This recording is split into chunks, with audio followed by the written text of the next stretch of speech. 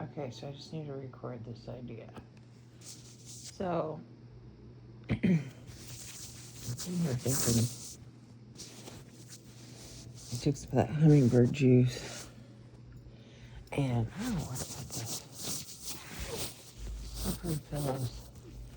I'm laying in bed in Long Beach. Byron's out of town. And since I got fired,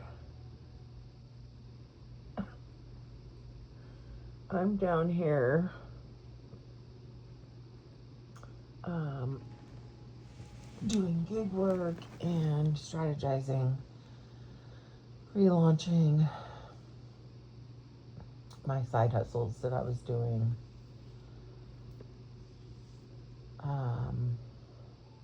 Prior to, gosh, yeah, we talk about a lot. Prior to 2015, after 2015, during 2020, after 2020, then the rising of the Phoenix moment earlier this year, February 2026, after I've been applying for jobs for years, but a solid just treating that as a full-time job, trying to get a job. I wouldn't say full-time job. That's, there you go, KCB, an extra. Extra. That should be my nickname. I always put a little extra. But after applying for, jobs that, not just everything, you know what I mean? I wasn't like, just, some people were like, I applied for everything. It's like, no, I still was being strategic, but definitely below my salary level. Like, that was not, I wasn't even thinking about that. I just was trying to get something so I could start building a resume. And whatever the job that I got, I was just going to give it my best and work my way up, whatever it was. But I always do. Be a good stepping stool, something, a solid foundation, so I could get out of the house. Because even though, we're separated, right now, I don't have the money to do the whole divorce thing. And of course, he doesn't have the money. And then he doesn't want me to have anything at all, which is that in itself is a whole psychology experiment, probably on both our sides. Anyway, as to the thinking of everything and everybody's perspective, that's the important thing, though. You got to think about everybody's perspective is different, so that's why it's important. There needs to be a neutral party in between to really dissect it all. Anyway,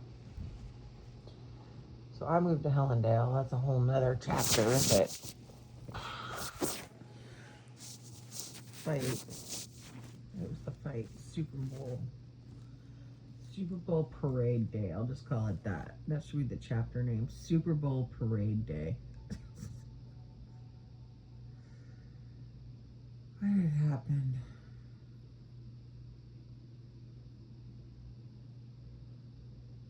I must have been drinking for sure. I'm trying to remember what triggered it. So that's my thing. I'll not be drinking and then I go on a binge. I can't even remember now. I know it'll come back to me, but and it was a Wednesday. I do remember that. And oh, that's right. I had been dog sitting that week. It was a Wednesday. And he was out of town. He was in Arizona visiting, you know who. That's a whole nother chapter or even another book. And think about all this stuff. Think about all this stuff I've been through. Which everybody's gone through a lot of stuff, but the stuff, let's say you had someone who had 10 things that was significant and I had 10 things that's significant. It's not like I'm comparing, like I've had more than you. It's just different, right? Like it's a different intensity No, that's wrong too, because theirs is intense. I don't want to compare. It's one of those things like you wouldn't believe it unless you saw it type situation. That's more of it. Like, yes, and I have those too. I have issues with like everybody else. But there's also some really crazy ass fucking stories that have happened to me. Not even stories. They aren't stories. I've had some crazy ass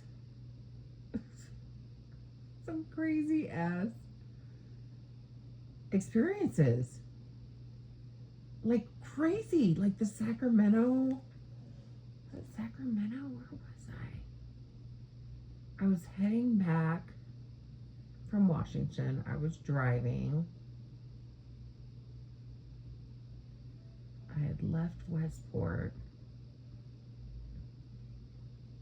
Oh, that's right. I had gone to Westport.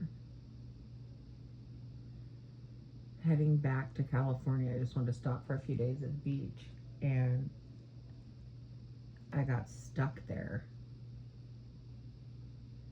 I think I got sick again.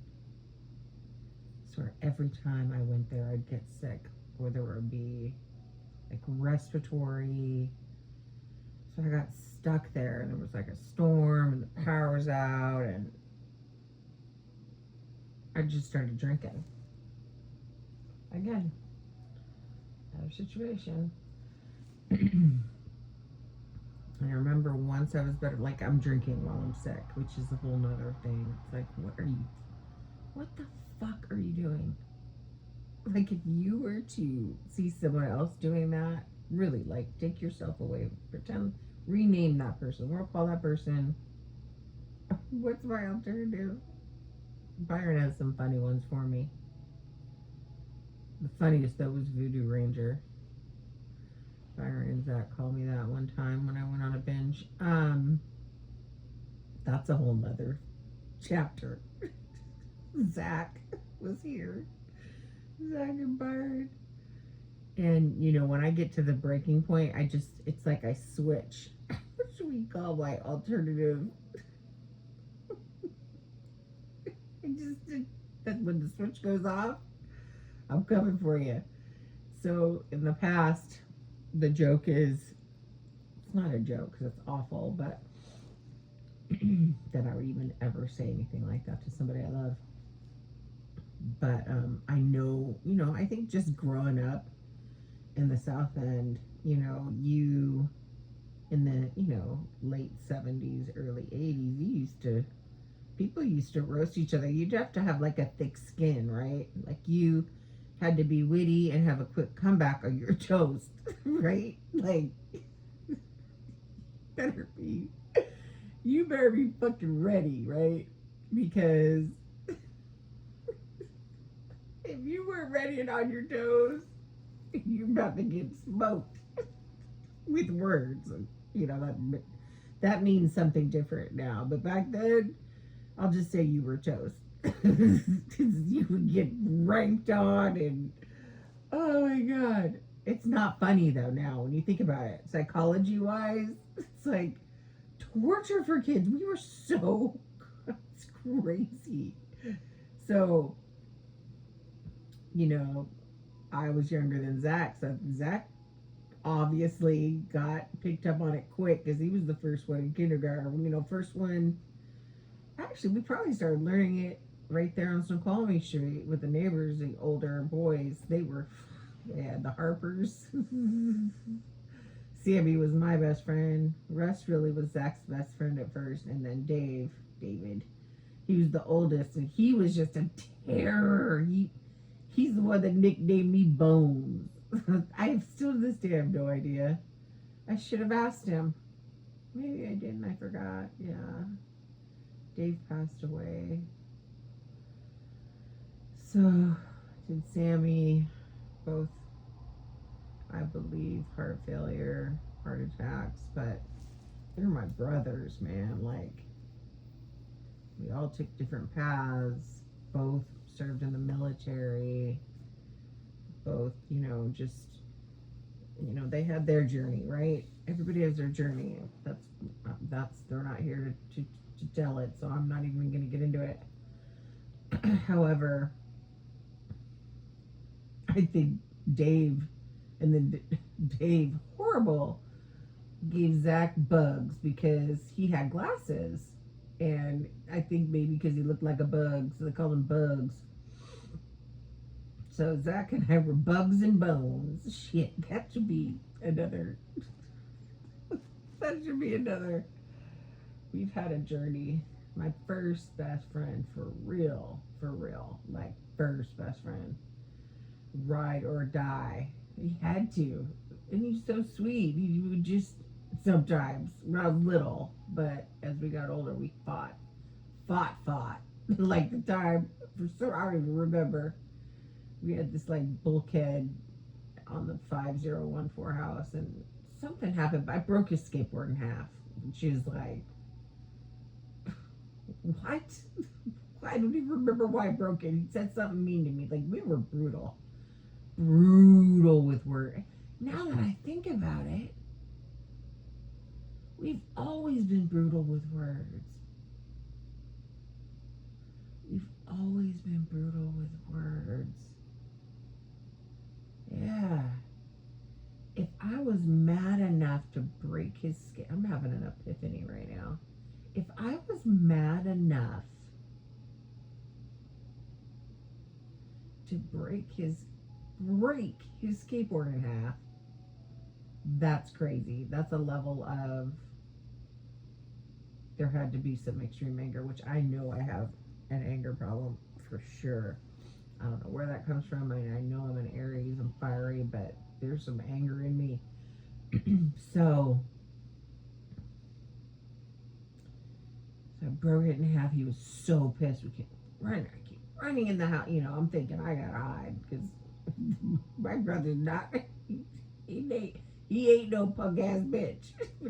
We'll go back to the Voodoo Ranger story. But Zach is not a punk ass bitch. So he came running after me. I was like, oh shit. Where do I have to hide? So where am I gonna hide? Where am I gonna hide? We ran to the toy closet. Nope. We had a toy closet. You're running through the house. I'm scanning the whole room. Like, where can I go? Where can I go? We had built-in. Nope. He's gonna know. Okay, right. So I run through the house. Beautiful cedar ceiling. It's just checkerboard ceiling. I'm envisioning it as I'm a warm wood. Like, we were surrounded with beautiful wood growing up. Beautiful. It's probably why Zach went into woodworking. It's probably because I appreciate. I mean, that house was beautiful inside. Anyway, so I'm back to the story. So I'm envisioning myself running through the house, thinking like the Matrix in my head, thinking of a plan. Like, where could I hide? Where could I hide? Where could I hide? And I don't know what brought me upstairs. So I ran upstairs with these steep little move. Ran upstairs. They kind of like went to a curve. Many stories on that. Those stairs getting pushed down. That's a whole nother thing. So going up, I remember envisioning mom and dad's closet because my parents had this closet packed from old, well, even now that I think about it. My mom had her wedding dress and my dad's military gear, just everything, just older stuff. And I remember thinking it was packed full of not only that, but I was like, back of mom and dad's closet. That was like the best. And I thought I have an out because we had these eaves on the outside of the house that I used to crawl out the windows and walk. I'd hold on to the shingles and walk around the entire house like a little daredevil. That was crazy. But I remember thinking, worst case scenario, I can just go ahead and open the window and crawl out and go around the eaves. So, I gotta remind myself why I always have the dream that I go out the window, go on the roof, and jump if I have to. It's probably because of this situation. That's a recurring dream. I've always wondered, why am I having, this is why I'm having that dream. Anyway, so I ran in the closet, hid in the back, and I hear him coming. He's checking all the traps. He knows where I normally hide. He's checking everything under beds, closets, cabinets, everything. And he finally made. I should just gone out that window. I should just gone out that window. Instead, I just sit there. I'm like, I'm gonna have to take it. So he starts punching into the closet. I mean, punching like as hard as he can, and clocks me.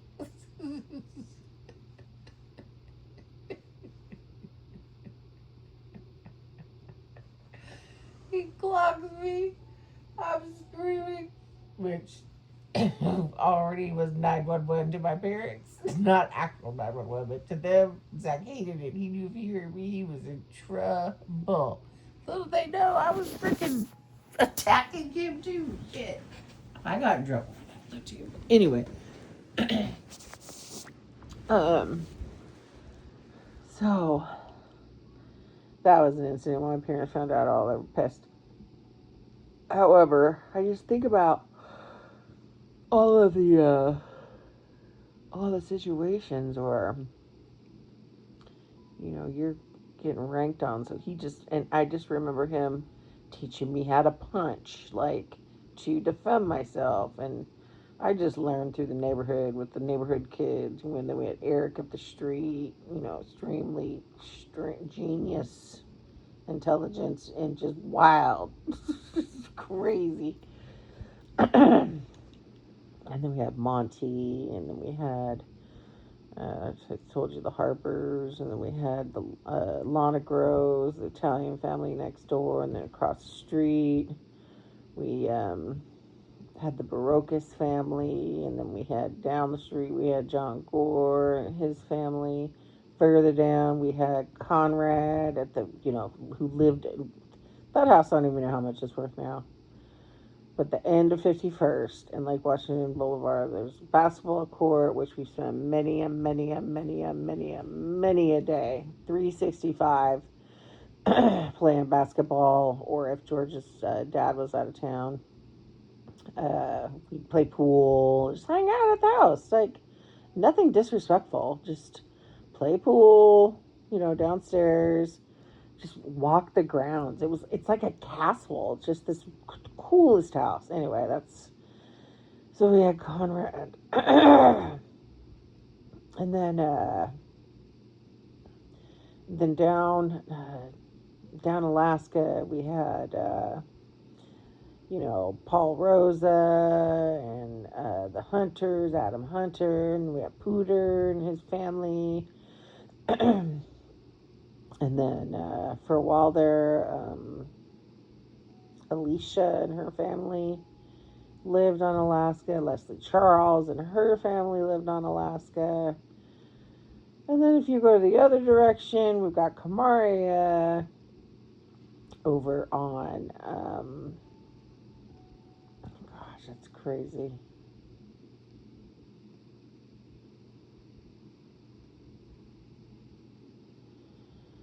Over on 48th. And then later, decades later, up the street, there was Megan on 48th. And then there was Barack up from Kamari. He wasn't part of the crew. But I'm just thinking about all my friends. Like, we just had a net. I'm just thinking of the wide net. And then there was Sybil. But the immediate crew when I was little, this is before kindergarten, was what I just said. There was the Murrays. The Harpers. The Lana Groves. Barocas.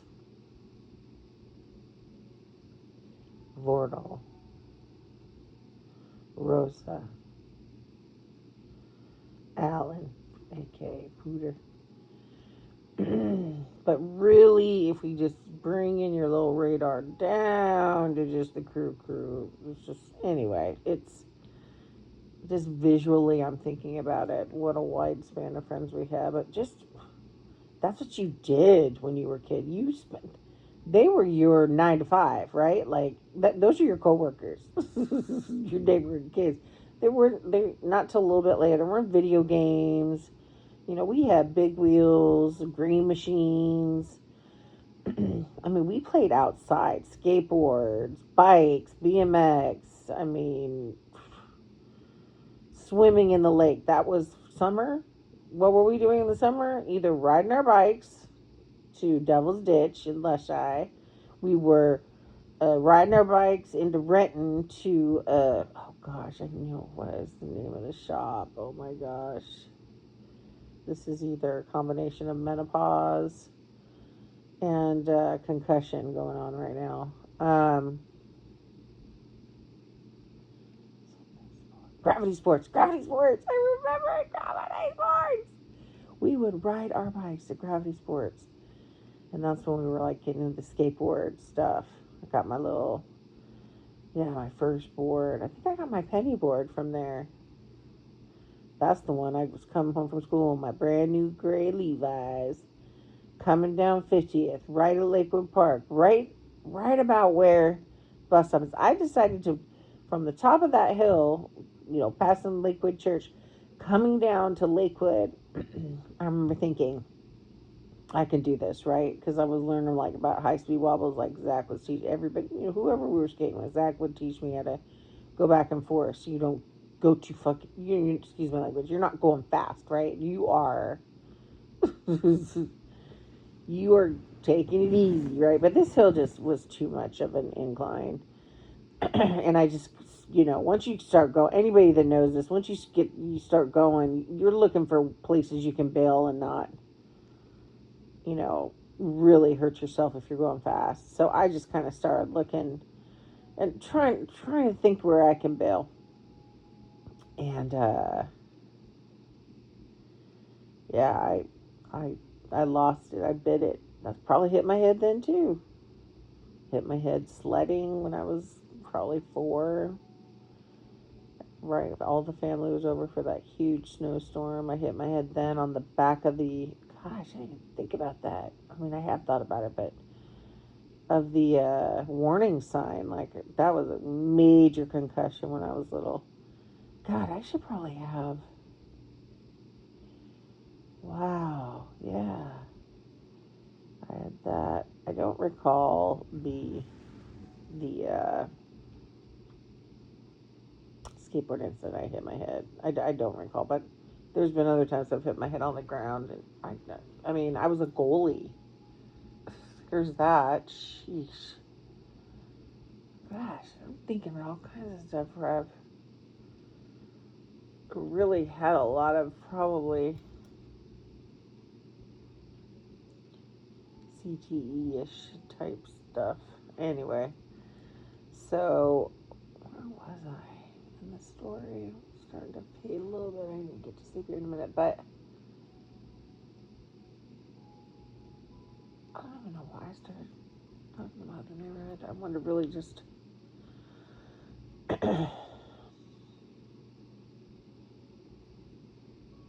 just really want to start documenting some of these stories, because what I'm starting to do is connect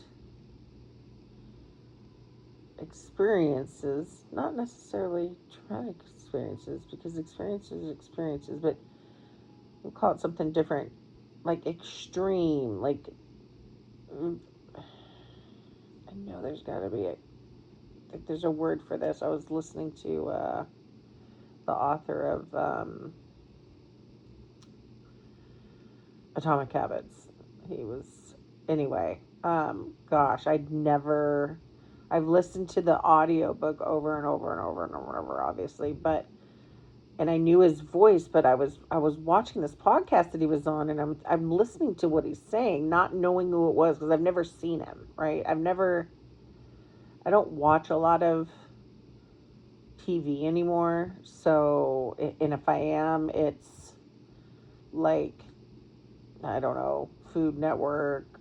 I'm watching Top Chef. I'm watching streaming channel stuff that's like documentaries and reality shows, like a Love Below Deck. I used to watch some of the Housewives, but I don't know. That's just kind of, to me, I don't know. I like their little spin-offs when I know who their characters are. But I tell you, once you start watching, you get sucked in.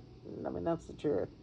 It's pretty funny. Like people, I don't watch Housewives. You start to watch it, and just depending on the season, whatever resonates with you, you just get sucked in. Anyway,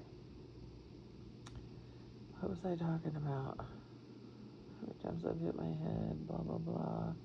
Oh, just connecting experiences from when you were a kid and maybe the behaviors that you feel like right now are things you're wondering, why do I act that way? Or why do I, you start to dissect behaviors that you want to change, right? Um, oh, yeah, that's what I was saying. So I was just thinking, James Clear. That's his name, James Clear. So I think of him when I'm like, you know, I lost my train of thought.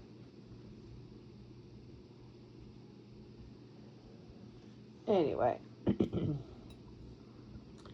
um, it was just interesting because my algorithm on my YouTube is all just like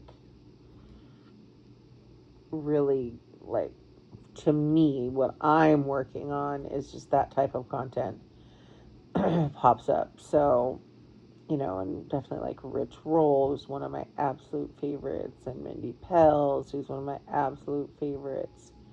Uh, Ryan Holiday is one of my, absolute favorites. We've got, old school Oprah. We've got Eckhart Tolle. I mean, I've got countless people that are Abraham Hicks. Countless.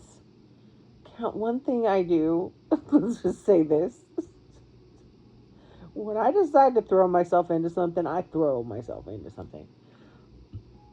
I mean, it relates to all activities. Like, I go for it.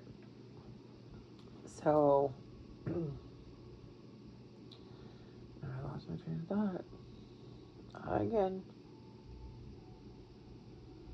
Yes, I had some of that hummingbird juice. That stuff is so strong. That stuff is dangerous. If you have anything, I see why people who, like, do edibles, I'm talking about just strictly THC right now. Um, that's really all I know. I haven't done anything else. I tried mushrooms once, and we were camping at San Lusac. I was thinking mushrooms where I was wanting to have an effect from it, like to alter me. I have had microdosed a few from friends that suggested it just for like anxiety, depression, that sort of thing. Not to like have a euphoric situation, not to alter your mental state. So I have had that in the past, but I've never had an experience with mushrooms that I hear people talk about. So I did try that once, but other than that, just THC. So, lost my train of thought again. Anyway, I always have ideas. I'm just sitting here thinking book ideas. Like, I was thinking, I was I guess not meditating, but just thinking of behaviors, that I want to change, or habits that I want to change, or, things that I do that I'd like to work on, right? Maybe not necessarily change or even tweak, right? Like you don't necessarily have to complete some things you have to stop doing. Like for me, I'm not a good drinker. I can't drink alcohol anymore. I just can't. And that's what I was thinking. That would be a good title name for a book.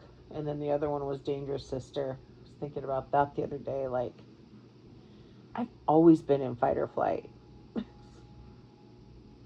from like the beginning, growing up where we grew up, which is, gosh, it's like I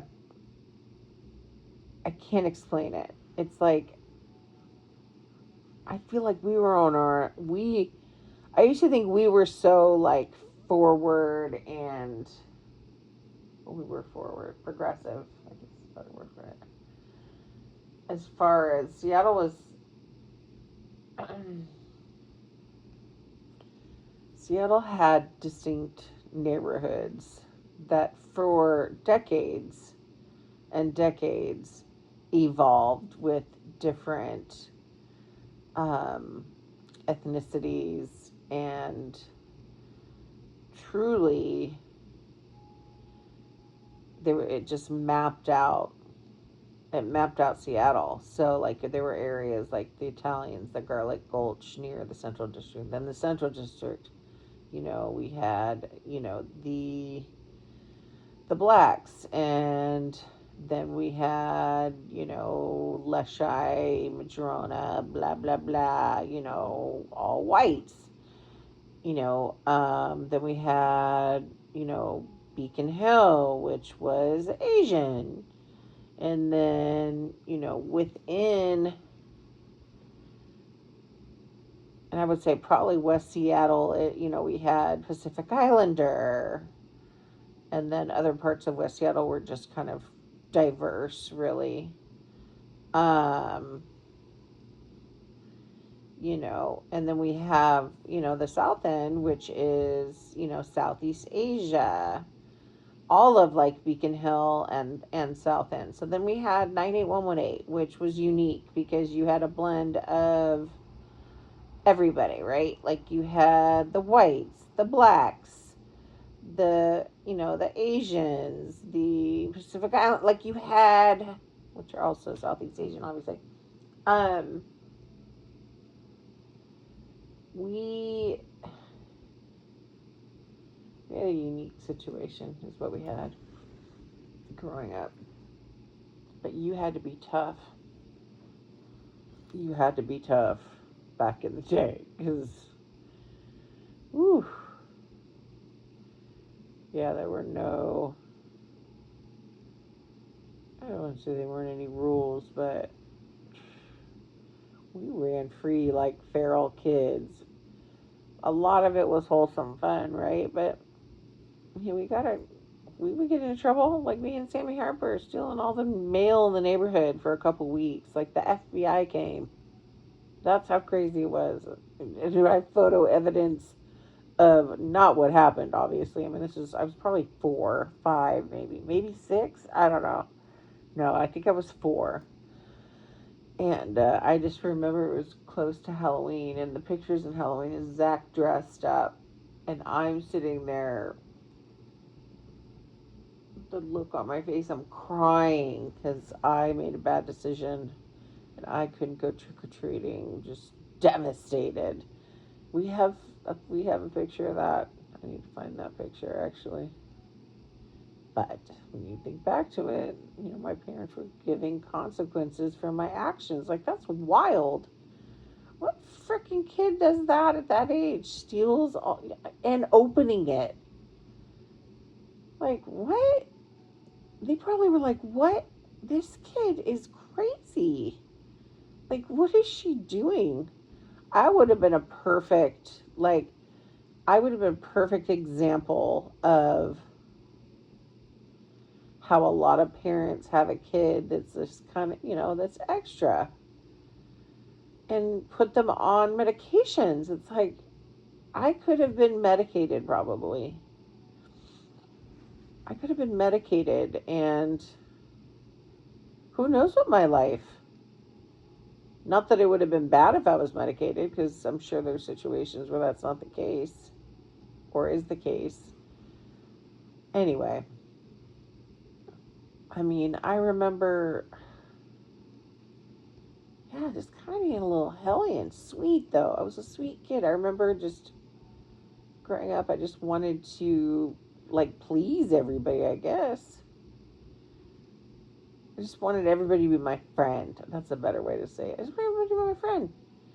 Like, we had Mr. Myman up the street, which my mom worked there. I remember for a few years at the counter. Well, we had a running tab with Mr. Myman. And then next door, Lily Azo, she had a kosher bakery. And I remember her showing me how to make baklava and challah bread. And just being a kid, like macaroon, my love for macaroons, the coconut one, not the macaron. Macaron are the little puffy things. No, macaroons, like they were just the coconut yumminess, shredded coconut macaroons. Anyway, I just, yeah, we had, that's another thing. I mean, just so many different people, so many different experiences. So anyway, back to Mr. Mime and me trying to make sure I had friends. So he would buy wholesale, obviously, probably from, I don't even know, back then, that was before Costco or anything like that. Obviously, there's probably candy distributors. There had to be, obviously. But I remember he would let us buy a whole box of Reese's peanut butter cups, which was like my favorite. Like I would eat so many of them. Like I just nonstop. That's probably where I get excessive.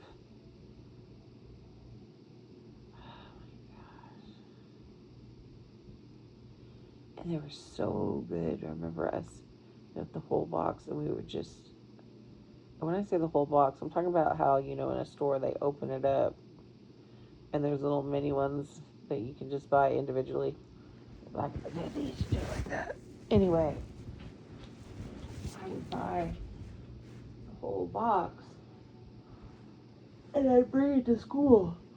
And I remember up on the playground at Whitworth, I'd be like, "Hey, you guys, I have some candy."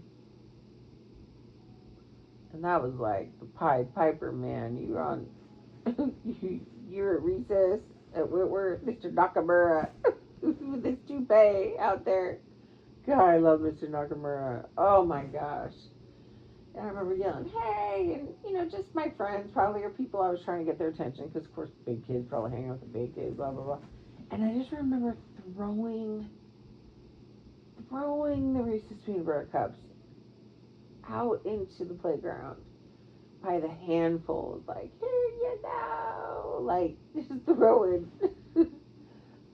stuff, candy. Everyone was going nuts, and I was like, "Yeah, this is great. Giving away stuff is amazing. Sharing is amazing, right? That feels better any day of the week than me sitting there and eating that whole box of Reese's peanut butter cups. Like, that's a good metaphor right there. Like, that feeling. I love that feeling. That in itself is just, for me, a high where if I'm able to help someone else, it makes me feel so good, right? Like, I love being able to help people. I truly love being able to help people. But here's the deal, I need to help myself, right? That's what I need first. Anyway, that's enough for now. I need to get some rest. Oh, that's my. Anyway, that's it for now.